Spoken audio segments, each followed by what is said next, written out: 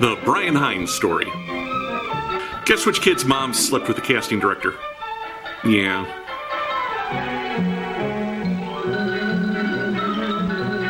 Oh, good! Xylophone music! I was worried this short would be boring. Hutto, hutto, hutto!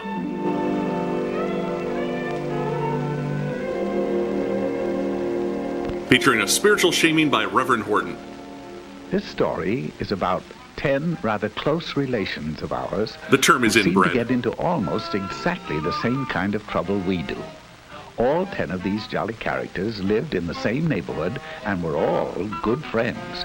Woo! Generally speaking. Each of them had a bicycle, and each took care of his bicycle in exactly the took care of himself. My bike! My bike! My bike! If bikes had names, this one's would be Lumpy. Come on, 7! One day, they held a group think and decided to have a picnic in a little park just 9 blocks away. Now, that doesn't sound far, but a lot can happen in 9 blocks, right? A marathon could break out. Well, sound off out there. I said right? Oh, sorry. I said a marathon Right. could break out. So, they all ran home and made themselves sandwiches. Okay, I am not down with the narrator giving off this creepy of a vibe this early on. Then they hurried back, all ready to go. Hey, I had an Uncle Flug. One of the 10 was a rather hungry type. His name was Slim Jim McGupney, and his picnic lunch was what you might call a portable banquet, right? Right. Slim knew that his big sack would be hard to handle, so he asked Orville Slump if he'd carry it for him. Orville had a basket on the rear of his bike. He was a good sort, and he answered, okay. Some of the others noticed this and asked him if he'd carry theirs, too. Orville answered graciously, well, I guess so. And naturally, everybody else did the same until Orville's rear basket looked like a chuck wagon. Except with bagged lunches instead of cholera and dysentery from the Oregon Trail. Ah!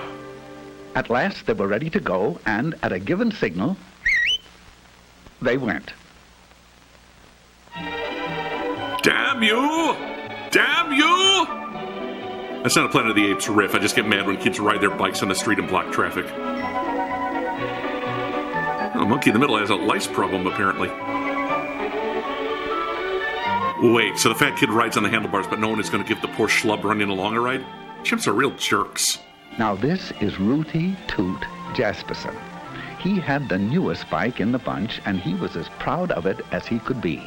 He made it a point to get in the lead, and there he intended to stay. It would seem that Rooty Toot was a slam-bang go-getter headed for big things in life, right? Sure, he's at the center of a freak show bidding war. But when you have to be first all the time, there are a few things you find you don't have time for. Such things as making hand signals. Oh, he knew very well that bike riders are supposed to signal just like auto drivers. Hand down for slow or stop. What? Since when? Hand up for right turn. Read between the lines. Hand straight out for left turn. So you can grab a lamppost and whip around real fast.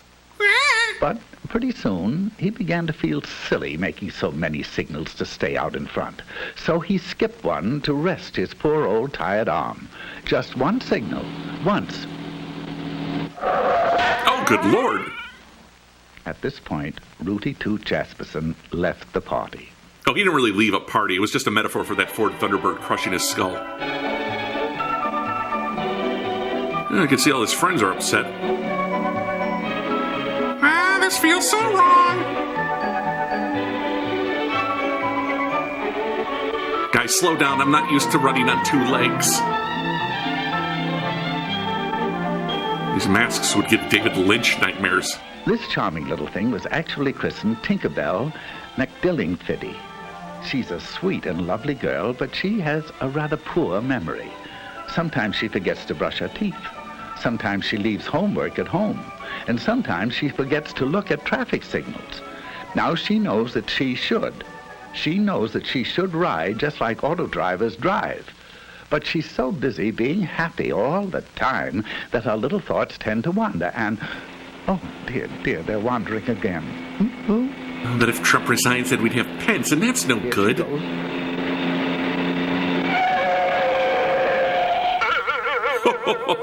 Well, at least her death had hilarious sound effects. Exit Tinkerbell McDillingfitty. She forgot now and then. Well, they'd stop to mourn, but these are hella good sandwiches. Now,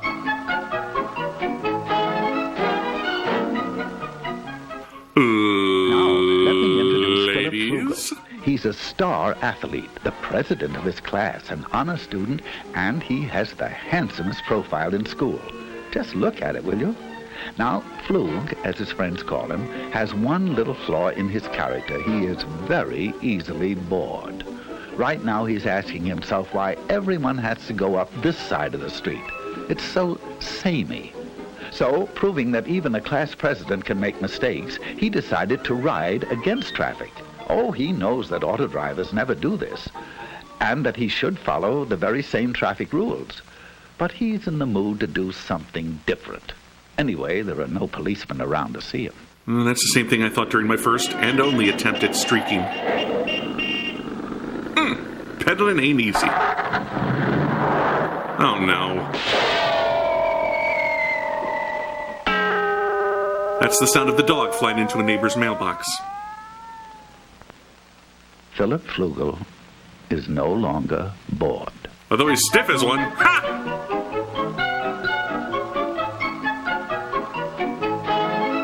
Where the hell is this park? 3 states over? You've probably wondered about this fellow on foot. Well, his name is Mosby Pomegranate. He is splendid in dramatics, but he works so hard memorizing his lines that he doesn't get around to a lot of other things. He never made it down to register his bike and get a license for it. He knows very well that a license makes it easy to find out who he is if he's in an accident, and makes the bike easy to trace if it's lost or stolen. That's his trouble. Last week, while he was rehearsing the lead in King Kong, someone rode off with his bike. He went to the police, but of course they couldn't help him since it had no license or registration. He stomped out of the police station angrily, and he's been stomping ever since. Ooh, my biscuits is burning. My school forbid teaching that chimps wore socks. Oh, he paid $300 for those sneakers. Farewell, Mosby Pomegranate, victim of fallen arches. And juvenile leukemia. Here they come, rolling down the street, getting the funniest looks from each other. Stupid masks. If you look carefully, you'll see Trigby Phipps. He's the smaller one in Eclipse, trying to make that bike go. His passenger is an old friend of ours, Slim Jim McDuffney. Slim Jim's bike recently collapsed from the effects of his diet, and Trigby, being a nice little fellow, agreed to ride him. Now, he knows that no auto driver would drive with a passenger in his lap. He also knows that you can't see ahead very well with someone on the handlebars, and that you can't control the bike well, and that you can't make signals either. Furthermore, it is tiring. Right? Right. Are you ever going to stop farting?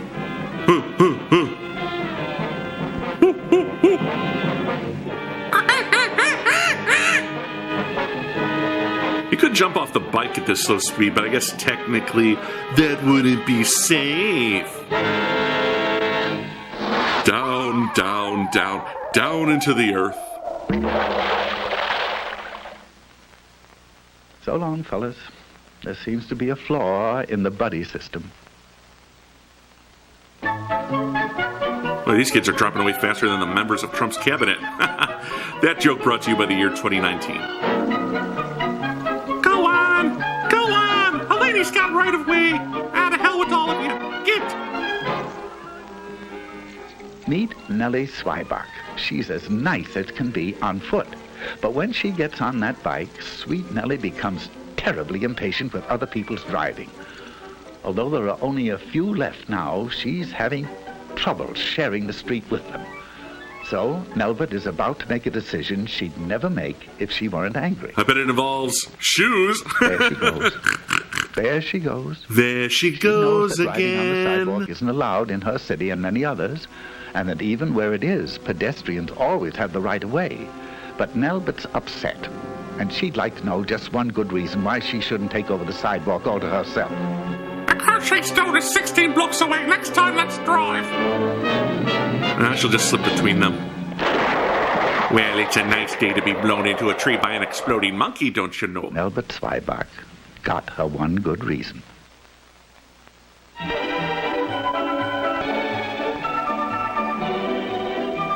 Wait a minute, they've been in a roundabout this whole time? No wonder they're not getting there. Those noise transportation of Filbert Bagel. Filbert hates his old bike. He refuses to take care of it because his folks will probably give him a new one for his birthday. He can't see any reason for taking care of a heap of junk, even if he made it that way himself. He will in a moment, though. You see, he doesn't know it. But he'll find out that there's not a shred of a brake left. This was never about bicycle safety, was it? It's all just a metaphor for automobile safety. Who here likes Roadrunner cartoons? I can't help but feel this would have been avoided if they'd had eyeballs sooner.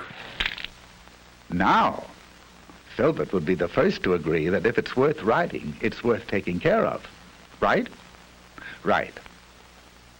I like this last monkey's chances. That lone human is dead meat. Human power! Peter Pan? Oh, the hat and all. Quickly meet Stanislaw Higginbottom while you can. He's a nice boy, but he won't be with us long. His parents are pulling him out of school because he was taught evolution. No. While I can appreciate that the violence is hyper-realistic, scaremongering is never an effective teaching tool. And the lone howler monkey has pulled into the lead of the Tour de France. He got here through hard work and a drug cocktail distilled from Lance Armstrong's urine. You are now looking straight at Stanislaw Higginbottom. He has neither lights nor reflectors. He's mooning us, isn't he?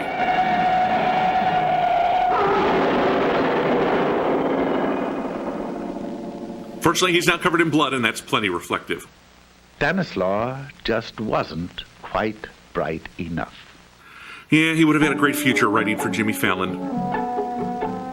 All of which leaves Orville. Happy now?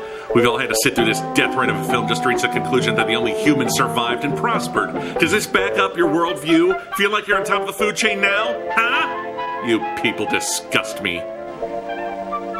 He'll get fat, all right. And here's why he ended up with all these groceries that he doesn't really want. But which he'd rather stuff down his gullet than give to the poor. This was Rooty Toot Jasperson. Maybe you remember why he didn't make the picnic. He didn't signal, just once. Do you recall Tinkerbell McDillingfiddy? She forgot to watch the signals, just once. And good old Phil Flugel, he rode up the wrong side of the street, once. Mossby Pomegranate was the walking one. He didn't get around to registering his bike and getting a license. It would have taken him only a few minutes. The small one was Trigby Phipps, and his passenger was Slim Jim McGupney. They rode double into trouble. I suddenly want gum. Who could forget Albert Zweibach? She wanted to know one good reason why the sidewalks didn't belong to her. Then there was Filbert Bagel. He didn't take care of his brakes, so they didn't take care of him. And good old Stanislaw Higginbottom. No lights, no reflector, no Stanislaw. But that's a commie name, so who cares? But the biggest safety tip, never pour your own... Don't! So that's why Orville Slump is picnicking alone today. He watched the signals, he obeyed traffic signs, he made hand signals, he rode alone. Except for all those friends he failed to warn of impending death. Rode just like auto drivers drive, and kept the brakes and all in good condition. And he got fat. Died of a heart attack at age 30. Of course, it was very lonely. But not as lonely as this. Oh, why can't I afford to see a doctor? Damn HMO. But then, as anyone can plainly see, he wasn't a monkey, right? I don't care what Darwin said. That sounds as if you really mean it, right? I can't believe I have to eat 9 sack lunches filled with bananas, peanuts, and fur ticks, mushed up with worm medicine. Again! Oh well. Beats that old-fashioned loaf Mom buys. That stuff's nasty. No monkeys were harmed in the making of this movie. 9 children suffered broken bones and organ failure.